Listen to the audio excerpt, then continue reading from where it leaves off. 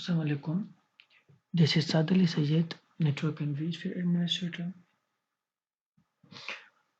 Graphic tablet in 60 seconds by Sadali Sayed, Network and vSphere Administrator.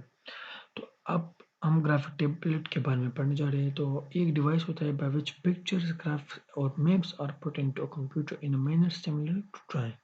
A drawing tablet also known as graphic tablet, जिसे हम drawing tablet भी कह सकते हैं। Graphic tablet को हम क्या कह सकते हैं? ड्राइंग टेबलेट, क्यों? उसमें हम ड्राइंग कर सकते हैं इसलिए।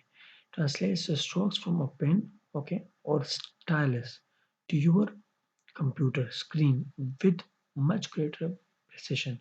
It's far more natural and comfortable to use than a mouse or touchpad, whether you want to paint, illustrate, animate in 3D, three-dimensional, create a comic, or retouch photos.